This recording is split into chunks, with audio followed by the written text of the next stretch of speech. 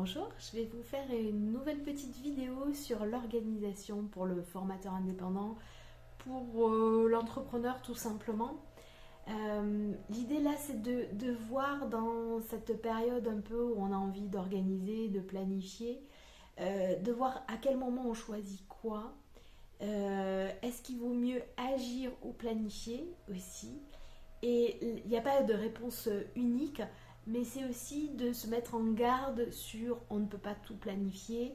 Parfois on rentre dans une planification excessive qui à la fois va nous prendre du temps et qui sera peut-être du temps gâché parce que cette planification ne pourra pas se réaliser. Là, à l'heure actuelle, à La Réunion, particulièrement dans le sud, on a beaucoup d'intempéries. Pour ma part, ça change souvent le planning et du coup les priorités. Et donc, c'est aussi accepter qu'on ne contrôle pas tout. Et donc, il y a des moments où c'est bénéfique d'aller dans de la planification. Il y a des moments, il faut lâcher ce contrôle-là aussi et privilégier l'action. Donc, quels sont ces moments? Quand je sais que je peux avoir des changements, beaucoup de changements, que j'ai des facteurs dont je ne suis pas sûre, quand j'ai des urgences, des choses à réaliser qui sont importantes et urgentes, la première chose, c'est je passe à l'action.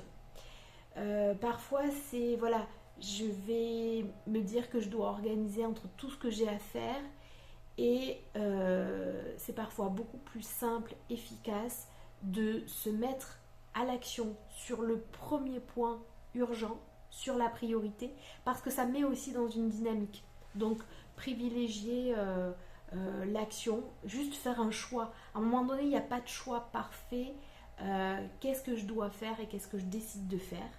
Donc, soit je peux fonctionner avec la priorité, surtout si j'ai une urgence, quelque chose que je dois rendre, et aussi avec l'énergie. Dans quelle énergie je me sens et du coup, qu'est-ce que j'ai le plus envie de faire? Parfois, même si j'ai des urgences, ce qui est urgent, c'est de prendre un temps de pause pour réfléchir et prendre du recul. De voir qu'est-ce qui est vraiment nécessaire, qu'est-ce que je peux alléger dans mon planning. Euh, et ce temps de recul, c'est vraiment, voilà, qu'est-ce qu'il est important de faire. Alors, ce temps de recul, il n'est pas forcément très long. Parfois, on est tellement dans les urgences qu'on se dit ah non, je ne peux pas prendre de pause. Il est vraiment pas forcément long. C'est peut-être faire quelques respirations pour essayer de faire baisser le stress si je suis en état de stress, de charge mentale. Ça peut être y réfléchir pendant que je vais prendre ma douche, simplement ok, qu'est-ce qui est vraiment le plus important. On peut se faire aussi aider de quelqu'un quand on est trop submergé, juste de le verbaliser à quelqu'un, ce que vous avez à faire, les dates, voilà, ça va, des fois simplement de le verbaliser, ça va vous faire prendre conscience de ce qui est plus important, ou l'autre personne va peut-être vous aider à le déceler. Ce qui peut être efficace aussi, un peu plus long, c'est d'aller marcher ou d'aller faire du sport. Mais je crois que vraiment c'est important des fois de sortir de la roue du hamster, même si ça prend du temps, et peut-être une demi-heure, une heure, mais qui vous fera gagner du temps, qui vous fera éviter plein d'erreurs et d'erreurs de jugement sur ce qui est important ou urgent à faire. Et le troisième point que je m'étais noté, c'est d'être aussi, de se servir de cette prise de recul pour essayer de voir, en faisant ce que vous êtes en train de faire, est-ce que vous pouvez prendre un petit peu plus de temps, le faire un peu différemment pour mieux réutiliser ce que vous êtes en train de faire.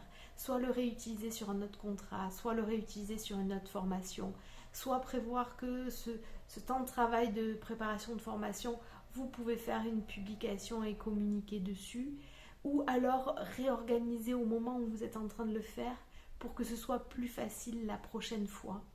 Donc pensez aussi un petit peu dans ces moments d'action à anticiper la suite et ça au fur et à mesure ça va vous faire gagner énormément de temps. Donc si je récapitule, il y a des moments pour planifier, il y a des moments pour agir et parfois quand on est dans le flou sur la planification, qu'il peut y avoir plein de changements, Dans ce cas-là, le plus simple, c'est d'agir, de choisir son action par rapport à la priorité et par rapport à son énergie, de savoir prendre des temps de pause pour prendre du recul et identifier ce qui est vraiment important, même quand vous êtes pressé, même quand vous avez l'impression d'avoir absolument pas le temps, c'est justement à ce moment-là. D'ailleurs, dans la méditation, on dit que quand vous avez l'impression de n'avoir pas du tout le temps de méditer, il faut que vous méditiez le double de temps. Et ça peut être ça. Alors peut-être que ça ne sera pas de la méditation, ça peut être une marche, un café en pleine conscience, une douche, quelques respirations, et d'essayer de prendre du recul sur l'importance des choses. Et ça nourrit votre efficacité, mais ça nourrit surtout votre équilibre de vie et votre bonheur. Et par contre, quand je fais les choses, accepter de pouvoir prendre un peu plus de temps pour en gagner dans le futur, bien organiser son espace de travail, penser à la réutilisation des ressources, penser à la transversalité de votre action, penser à la transversalité de votre entreprise. Quand vous êtes formateur indépendant, vous êtes aussi entrepreneur, vous avez besoin de communiquer sur vos formations, sur vos compétences, et vos contenus sont une manière de le faire.